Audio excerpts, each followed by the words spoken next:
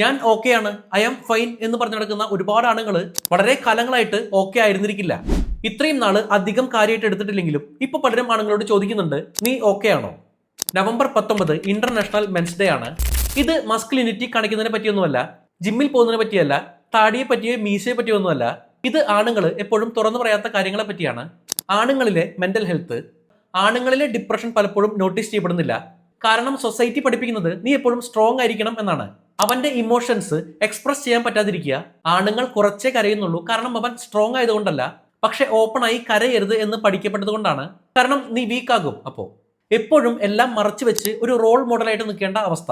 Responsibility ഉണ്ടെന്ന് കാണിക്കണം, maturity കാണിച്ചുകൊണ്ട് തന്നെ പ്രോബ്ലംസിനെ ഹാൻഡിൽ ചെയ്യണം. മറ്റുള്ളവർക്ക് വേണ്ടിയിട്ട് പലതും സ്വയം സാക്രിഫൈസ് ചെയ്യണം. റെസ്പോൺസിബിലിറ്റിയെ കുറിച്ച് പറഞ്ഞാൽ മാത്രം പോരാ, അത് സ്വയം ഏറ്റെടുക്കണം. പിന്നെ സ്റ്റെറിയോ ടൈപ്സ്, ആണുങ്ങൾക്ക് വേദനയില്ല, അവർ ക്ഷീണിക്കില്ല, അവർക്ക് ഒന്നിന്റെയും സഹായം ആവശ്യമില്ല. ഇതെല്ലാം തെറ്റാണ്. ആണുങ്ങൾക്കും ആശ്വാസത്തിന് ആരെങ്കിലും ഹഗ് ചെയ്യണമെന്നുണ്ട്, അവരും ഹാർട്ട് ബ്രോക്കൺ ആവും. ആണിനും ഒരു മാസത്തെ സാലറി ക്രെഡിറ്റ് ആകുന്ന സമയത്ത് ചിലവുകളെ കുറിച്ചൊക്കെ ഓർത്ത് ഒരുപാടധികം പേടിയുണ്ട്. അപ്പോൾ സത്യം ഇതാണ്, men are not super heroes. അവരും മനുഷ്യരാണ്. പേടിയുള്ള, വേദനയുള്ള, കരയാൻ പറ്റുന്ന, റെസ്പോൺസിബിലിറ്റീസ് ഉള്ള, അതോടൊപ്പം തന്നെ ഒരുപാട് സ്വപ്നങ്ങളുള്ള മനുഷ്യർ. അവരും അപ്രീസിയേഷൻ ആഗ്രഹിക്കുന്നുണ്ട്, സപ്പോർട്ട് ആഗ്രഹിക്കുന്നുണ്ട്.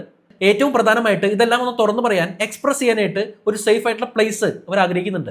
നിങ്ങളുടെ ആ ഒരു സുഹൃത്ത് നിങ്ങളുടെ എല്ലാ പ്രശ്നങ്ങളും കേൾക്കുന്നുണ്ടാവും, പക്ഷെ അവൻ അവന്റെ പ്രശ്നങ്ങൾ ഒരു കാലത്തും ഷെയർ ചെയ്യുന്നുണ്ടാവില്ല. ഈ വീഡിയോ ഒന്ന് ഷെയർ ചെയ്ത് കൊടുത്തോളൂ നിങ്ങളുടെ പ്രിയപ്പെട്ടവർക്ക്. അവരുടെ പ്രശ്നങ്ങളും നമ്മൾ മനസ്സിലാക്കുന്നുണ്ടെന്ന് അറിയട്ടെ.